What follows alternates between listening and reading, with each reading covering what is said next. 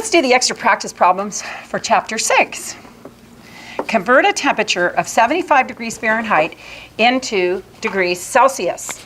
So we are supposed to have memorized Fahrenheit equals 9/5 degrees Celsius plus 32.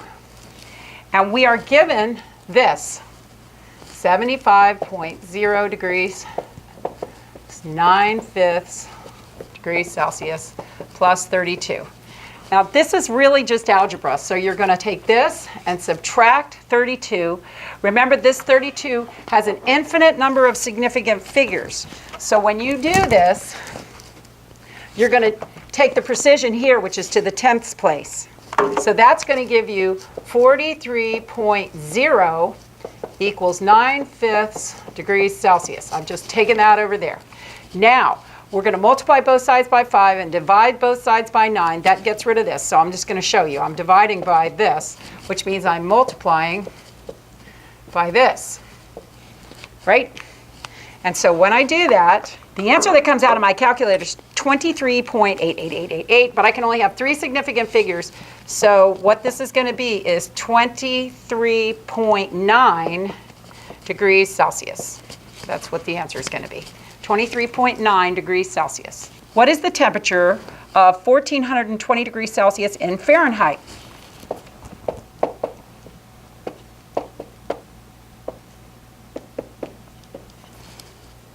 Here, we're given Celsius, so we're going to put that in.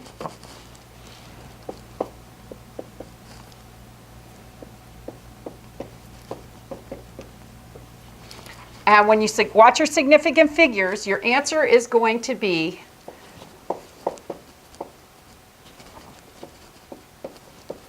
so you're just going to multiply through, divide by 5, add 32. Remember, this has an infinite number of significant figures. This has 3 significant figures, so this answer has to have 3 significant figures, and that's what your answer is. Number 3, the temperature of a gas is 115 degrees Fahrenheit, and the temperature of another sample of a gas is 700 degrees Celsius. Which gas molecules are moving more slowly? So you want to find the one that has the lower temperature. So why don't we take the Celsius to Fahrenheit? So we know that Fahrenheit, so what I'm going to do is plug in the Celsius that was given here so that I can have 2 numbers, 2 temperatures in Fahrenheit, and I can compare the 2. Otherwise, I can't compare the 2. 4 significant figures here, just so you know. And when I do that, that's going to give me an answer of, so 700 degrees Celsius equals 1292 degrees Fahrenheit. And I'm not watching my significant figures here because I'm just trying to compare the 2. I'm comparing that with 1,115. This is going to be the lower temperature of these 2, and therefore this one is the one that has the molecules moving more slowly. So what I did was I just took the Celsius and took it to Fahrenheit so I could compare these 2, apples to apples type of thing. This one is lower temperature, therefore the molecules are moving more slowly. Because remember, temperature is actually measuring the speed of the molecules. Number 4, the graph on the right depicts the heating curve of a newly discovered substance. A, at what temperatures does this substance melt? Well, here, I'm just going to show you. I'm not going to draw the whole graph, but we've got this going on, don't we? Okay, right here, it's melting. And so that's at 40 degrees Celsius, right here. Then it says at what temperature does the substance boil? That would be up here. And that is at 160 degrees Celsius, right there.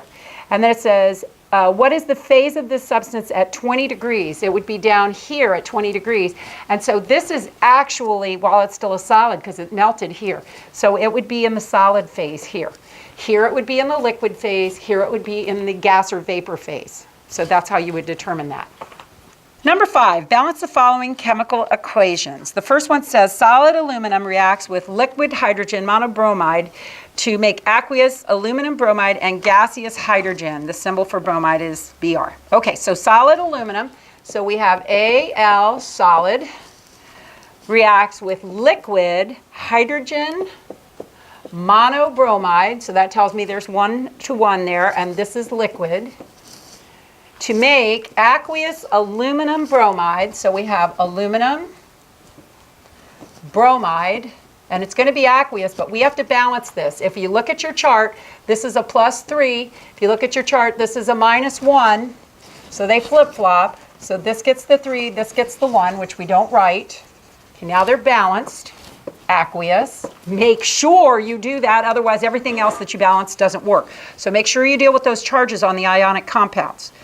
Aluminum bromide and gaseous hydrogen. You are supposed to know that that is one of the homonuclear diatomics, H, N, O, and the first 4 of group 7. So it gets a little 2. Once again, you have to be able to balance your charges.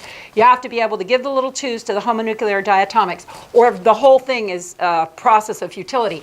And also make sure you put in your phase symbols if he gives them to you. If he doesn't, you're not responsible for them, but if he does, you are. Then we start to balance. Right away, the aluminum 1:1. But this has 1 over here, and this has 3 here. So I'm going to put a 3 here.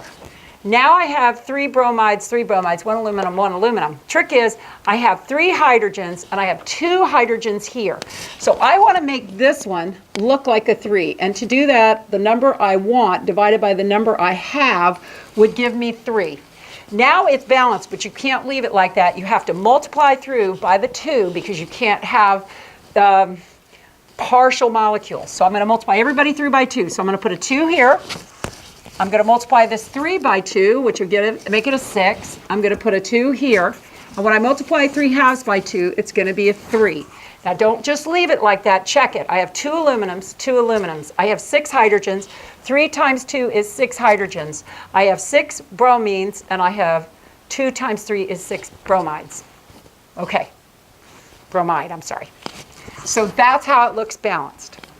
Here's our equation.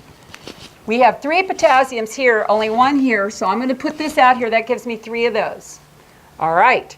And then we're going to deal with hydrogen and oxygen last because they're split. See, oxygen's here and here, hydrogen's here and here. Okay. I only have 1 of these and 1 of these. Okay, let's see. So let's deal with hydrogen next. I have 3 hydrogens, 6 hydrogens. Here I have 2 hydrogens, so if I put a 3 here, I'm going to have 6 hydrogens. So I have 3 hydrogens here, 3 hydrogens here, so there's 6 on this side. Now I have 6 hydrogens on this side. So now let's deal with oxygen. Over here I have 3 plus 4 is 7 oxygens on this side. And over here, I have 3 plus 4 is 7 oxygens on this side. So I should be balanced. Let's check. 3 potassium, 3 potassium. Oxygen, 3 plus 4, 3 plus 4. Yay! Phosphorus, 1 and 1. And hydrogen, I have 3 plus 3 is 6, and I have 3 times 2 is 6. So I'm balanced. Yay!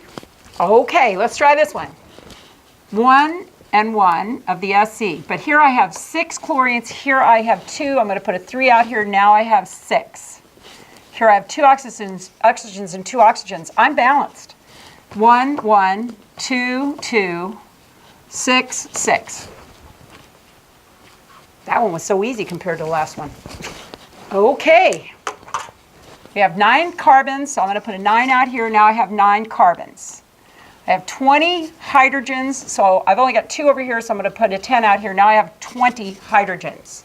Okay, so now my carbons and my hydrogens are settled. Here I have 18 oxygens, and I have 10 oxygens, so I have 28 total oxygens. See it? 18, 9 times 2, and 10 times 1. So that's 28. So to make this look like 28, I'm just going to put a 14 out in front of my oxygens, and that should be balanced. And then check everybody. 9 carbons, 20 hydrogens, 20 hydrogens, and 10 plus 18 is 28, and this is 28. So we're balanced. Okay, E, solid iron 3 oxide. So we have iron 3 oxide. Oxygen is a -2, and this is a solid. So we're going to flip-flop 2, 3. We just flip-flop those charges. Remember, the 3 tells you what the charge is on the iron. Reacts with carbon monoxide gas, and that yields solid iron plus carbon dioxide gas. I don't know if I said carbon monoxide or carbon dioxide here, but it's carbon monoxide. Okay, so that's the information we were given. So now let's balance. So we have 2 irons, so I'm going to come over here. Oh, there's the iron. Sorry, it's not fluoride. Or fluorine, it's iron. We're going to leave oxygen till last because it's split. Okay, so iron's balanced and carbon's balanced, so now we got to deal with it. We have 2 oxygens here. Here we have 3 plus 1 is 4. Wow, that's easy.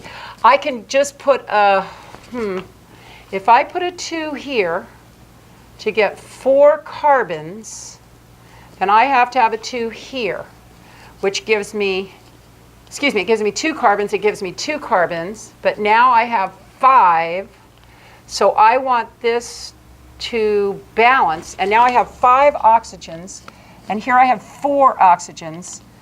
So I'm going to want to go up. So let's go up one more. If I put a 3 here, now I have 3 plus 3 is 6 oxygens. So if I put a 3 here, now I have 3 carbons and 3 carbons, but I have 6 oxygens. So it's trial and error. We had to go back and forth a few times, but now we have 2 irons on each side.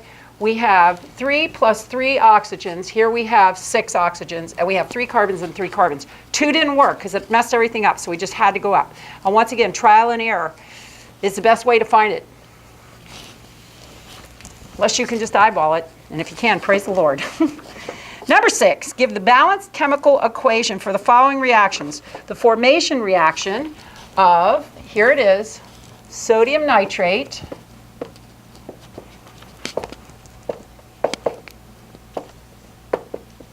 and then you say, who gets the little 2's? HNO group 7.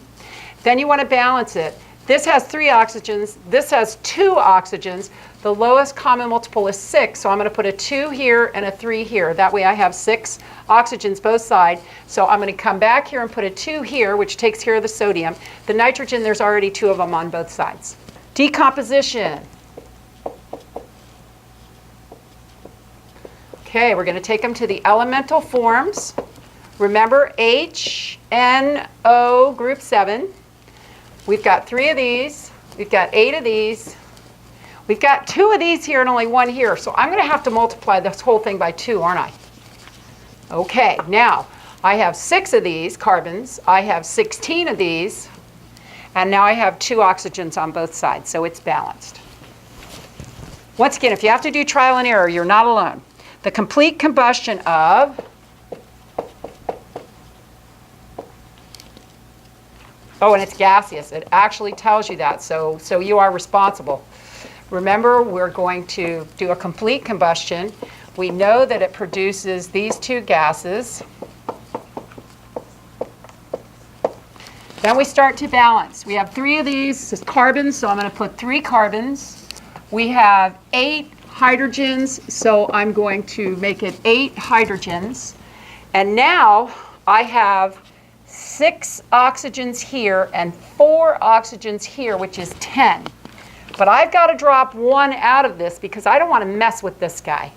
So let's say I actually have 6 plus 4. I've got 10 oxygens over here, but I want to drop it out. So I'm going to say 10 minus the 1, which would give me 9. I want that guy to look like 9 oxygens. So to do that, I'm going to go 9 over 2. Now it is actually balanced, but you and I both know I can't leave that in there. So I'm going to multiply everything through by 2 and pray and trust Jay Walls. Okay, so we have 6 carbons, 6 carbons. I have 16 hydrogens, 16 hydrogens.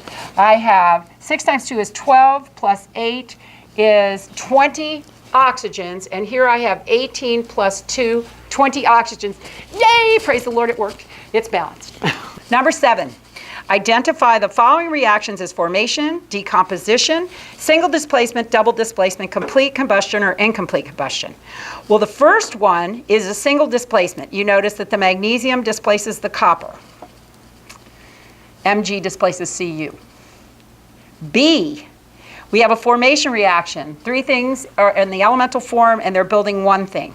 C, you have a double displacement because you have silver and sodium displacing one another and trading. D, it's added to oxygen and it produces carbon monoxide and water, therefore it is an incomplete combustion reaction. And E, we have silver hydroxide turning into the elemental forms, silver, O2 and H2, oxygen and hydrogen gas, and therefore that is a decomposition reaction. So we don't have a complete combustion reaction listed there. Remember, for it to be a complete combustion reaction, we have to add oxygen gas and yield carbon dioxide gas and water vapor. And so that's what we'd have to do there. Okay, so those are your extra practice problems. So make sure that you can do all these without looking. Study for and take your test. Work carefully. Remember, if you have to do trial and error, it's okay. If you need to stop and pray and breathe and go get a drink of water, go to the bathroom, whatever you need to do. Can't do that when you get to college, but right now you still can. So do it while you can. Take your test, read the first half of the next chapter. Have a very blessed week.